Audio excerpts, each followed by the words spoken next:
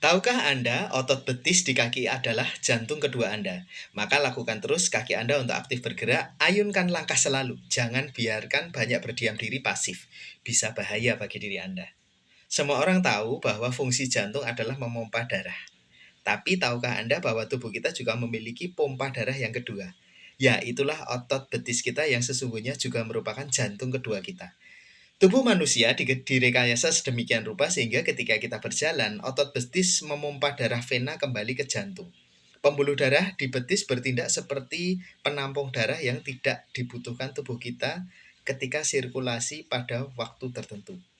Vena reservoir ini disebut sinus vena otot. Ketika otot betis berkontraksi, darah diperas keluar dari vena dan didorong ke atas sepanjang sistem vena. Vena ini memiliki katup satu arah yang menjaga darah mengalir ke arah yang benar menuju jantung dan juga mencegah gravitasi menarik darah kembali ke bawah ke kaki kita. Berjalan atau berlari, naik tangga, dan lain-lain memungkinkan kaki memainkan peran utama dalam mekanisme pemompaan betis. Kaki itu sendiri juga memiliki reservoir vena sendiri yang lebih kecil. Ketika gerakan pertama kita mengambil langkah, saat meletakkan beban di kaki, darah reservoir vena kaki diperas dan memperbaiki reservoir betis. Lalu pada tahap langkah berikutnya, otot betis berkontraksi dan memompa darah ke kaki, melawan gravitasi. Katup menjaga darah mengalir ke arah yang benar dan mencegah gravitasi menarik darah kembali ke bawah. Jadi ketika kita tidak bergerak untuk waktu yang lama, duduk di pesawat terbang, di kursi mobil, atau di kursi selama berjam-jam, otot betis jadi menganggur, tidak berkontraksi banyak, sehingga membuat darah berhenti tidak mengalir. Itulah sebabnya secara keseluruhan berjalan atau berlari sangat baik untuk sirkulasi darah. Ini akan mencegah penggumpalan darah dan membantu menghambat pembekuan darah yang berpotensi berbahaya, yang disebut deep vein thrombosis atau DVT. Kondisi lain yang disebut insufisiensi vena atau reflux vena juga dapat menyebabkan darah menjadi terkumpul di kaki karena kegagalan katup di otot bekerja dengan baik. Dalam kondisi ini, katup gagal mencegah aliran balik darah ke kaki.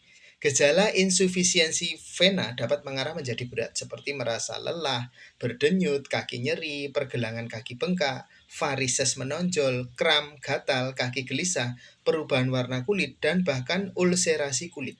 Insufisiensi vena ini adalah gangguan yang sangat umum berakibat buruk pada lebih dari 40 juta orang di Amerika Serikat. Dalam beberapa kasus ketika seseorang yang banyak membiarkan kakinya tidak bergerak, seperti berbaring saja yang nampaknya istirahat di tempat tidur di rumah sakit dalam waktu relatif lama, namun darah yang terkumpul bisa menjadi stagnan dan berkembang menjadi gumpalan darah. Ini disebut deep vein thrombosis atau DVT. DVT dapat menyebabkan sakit kaki sehingga bisa bengkak yang berbahaya.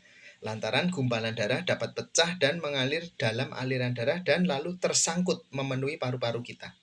Oleh karena itu, ayolah kita terus bergerak. Jangan rasa malas membiarkan kaki kita menganggur pasif. Yuk exercise, jalan atau lari-lari setiap hari. Bersepeda pun boleh juga. Ayunkan langkah setiap hari. Selain itu, jangan lupa perkuat tulang kita, terutama tulang kaki, agar dapat menjadi tumpuan yang kuat pada saat berolahraga, berjalan maupun berlari. Upayakan juga agar pembuluh darah kita selalu lancar, agar darah bisa beredar ke seluruh tubuh dengan baik. Nah, bagaimana caranya agar tulang kita kuat dan pembuluh darah kita dapat lancar? Tambahkan makanan kesehatan atau suplementasi herbal alami untuk dapat memenuhi hal tersebut. Nah, ingin tahu lebih lanjut untuk rekomendasi herbal tersebut, silahkan boleh tanya-tanya dan chat via DM akun ini. Info kesehatan dan tips-tips kesehatan lainnya silahkan boleh follow akun TikTok ini. Salam sehat, semoga bermanfaat.